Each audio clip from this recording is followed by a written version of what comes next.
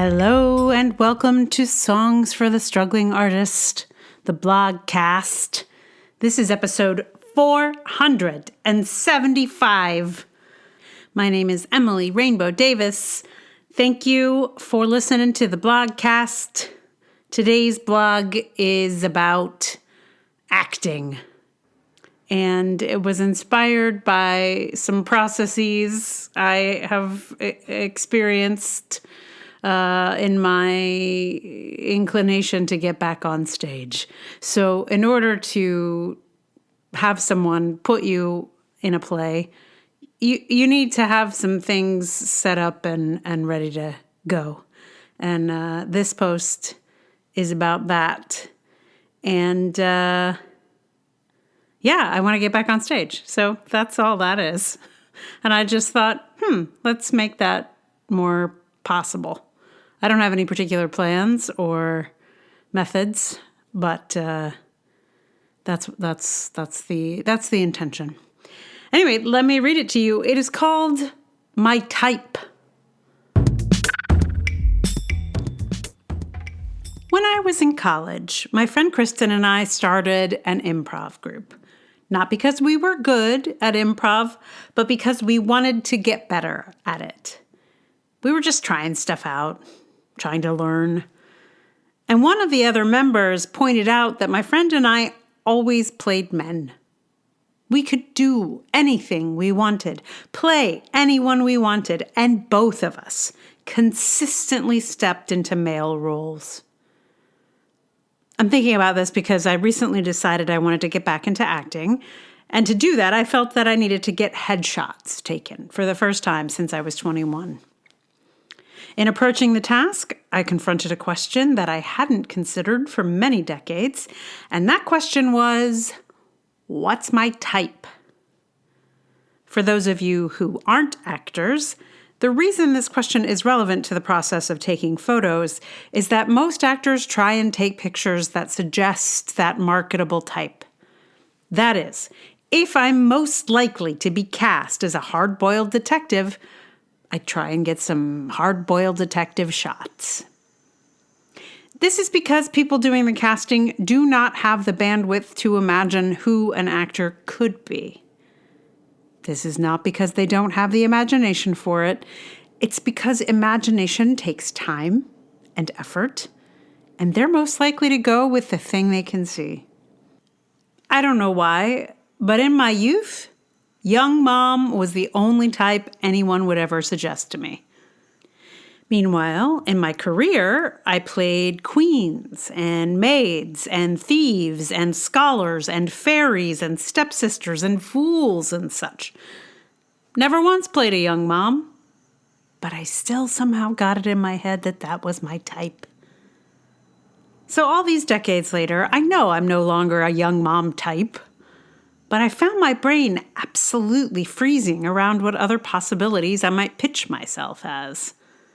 What else could I be as a middle-aged woman? I think I was stuck on this point as a young woman as well, since being a young mom didn't interest me much. I think that's why I always stepped into those improvs as a man. I think I was attempting to break out of a narrow lane of identity that had formed in my brain, having grown up in a media landscape that didn't offer a lot of variety for women. One way to not have to stay in the narrow women's lane was to just step into the men's. Even though there are women who work in construction, in order to imagine myself as a construction worker, I had to be a man. In order to imagine myself in a position of authority, any authority, I first had to imagine myself as a man. In talking with my headshot photographer, I mentioned this struggle with type. As she took my photo, she told me the types she could imagine as she saw them. Scientist, sci-fi officer, professor, newscaster. And I found my brain just expanding. And listen, I'm a feminist. I really and truly believe women can and should be all the things. But somehow I could not come up with any of these possibilities myself. Witch, fairy, goddess, sure, I can imagine those easily. But scientist? I mean, I personally know several women who are scientists, and I'm pretty sure I could play one handily, but somehow I could not pull a scientist out of my brain. I wonder if I need some kind of therapy where someone tells me to play a scientist, and I go with my first instinct to invent Dr. Melvin Raskin, and then have to transform him into Dr. Malvina Raskin once I've got a handle on it. I worry that I have a block. I don't think I have that block as a writer, oddly, because most of the characters I write are women. Women tend to outnumber men in my plays 2-1 on average. But as an actor, I can feel that I have trouble imagining more expansive women. It's a funny quirk I have. Contradictorily, I would not hesitate to play any character that was pitched to me. Despite not being able to call a lady scientist to mind when choosing a character, if I were asked to play a lady scientist, I'd know exactly what to do. Aim me at a part, I dive right in, no problem. In recent years, I've played an influencer doula, an advertising executive, and a storm. I'm not limited in the actual parts I've encountered, but also no one is typecast as a storm. That's not a thing. One of the things I've noticed when I've been casting actors myself is that most young women's resumes are filled with girlfriend parts. Their reels are a series of somebody's girlfriends, and their scenes are all, "Come on, Josh, don't go out with the boys tonight." This is not because women love to play girlfriends. I've written about this before, but I mention it now because it is becoming clear that I have a girlfriend filter in my own brain. It's revealed itself as a sort of default reflex, the young mom or the girlfriend being my only choices, and now that I'm in my 50s, there are just no more parts to play. Except, of course, there are, or there should be. It could be that out on the job market, it's only just girlfriends all the way down to the bottom. But I have to hope that things have opened up a bit since I last auditioned for stuff. The trick is defeating the patriarchy patterns that got installed in my brain. The first step is realizing that it's there. So this one got a lot more comments than usual, which is lovely. Thank you all. A lot of them were comments on my brand new headshot, which I posted as the picture for this post. And a lot of people liked it, which is very nice. I'm so glad. It is definitely my favorite of the 200 plus shots that I think we got.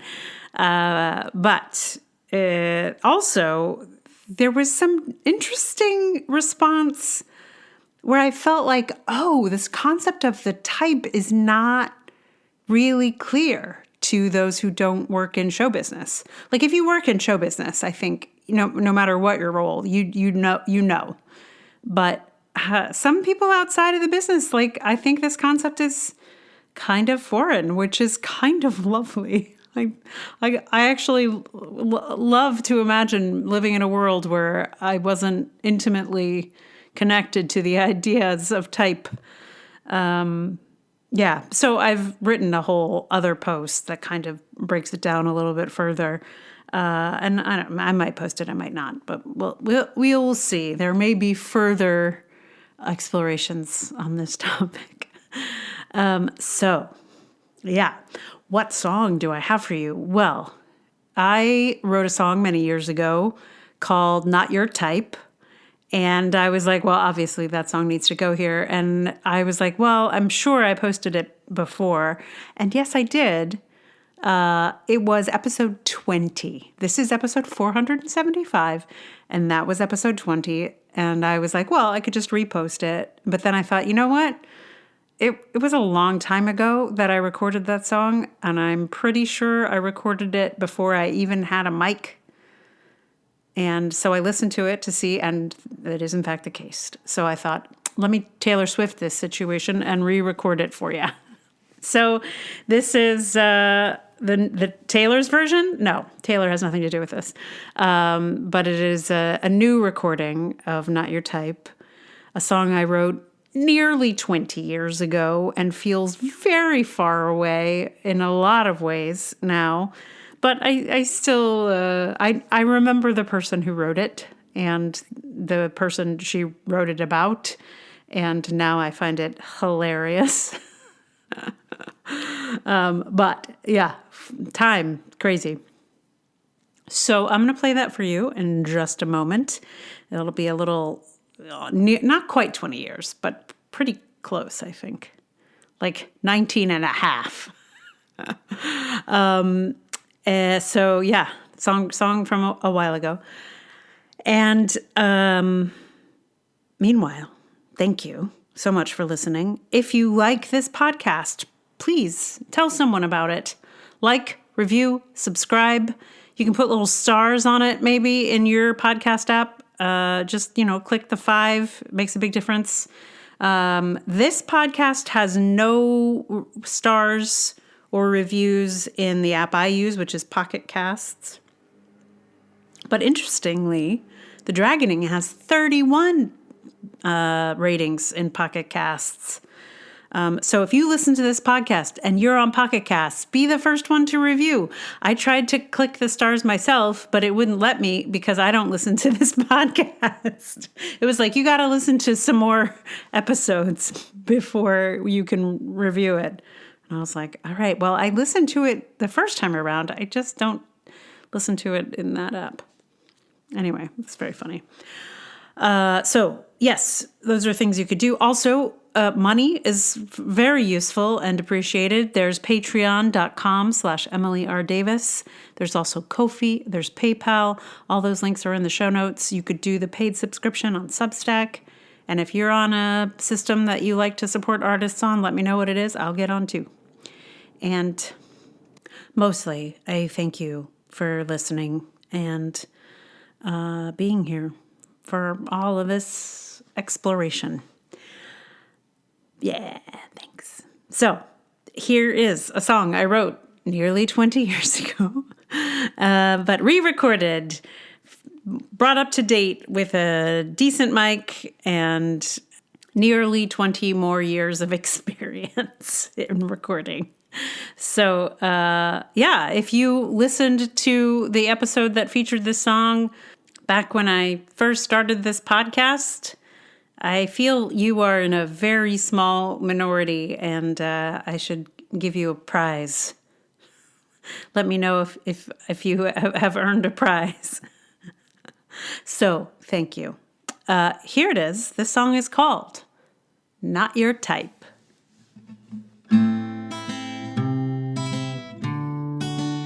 I'm pretty sure I'm not your type. I'm not tall and I'm not slight. I'm not long and lean like a calla lily stem. I think I know what girls you choose. I'm not like them and so I lose. And so you see how I set myself up again to just be friends. And it's okay because I like to be around you. And it's alright because I breathe the air you breathe. And it's just fine that all those other girls surround you and astound you like me. I just assume you couldn't be the least bit attracted to me because I see how you light up around those girls. And so I sigh and I give up because I never can live up to what I think it takes to be a pretty girl in this world. But it's okay because I like to be around you. And it's alright because I breathe the air you breathe. And it's just fine that all those other girls surround you and astound you unlike me. But Caverly says, look at your thesis. There's something fishy going on. So you like Chicago doesn't mean you won't go go to Gran Santiago someday. Of course she's right, and this is all a way to build a solid wall, to keep the possibility of love at bay. I always sing the same old song about how everything is wrong with how I look and how I get in my own way every day. But it's okay because I like to be around you, and it's alright because I breathe the air you breathe, and it's just fine that all those other girls surround you and astound you like me. I mean, just like me. Could you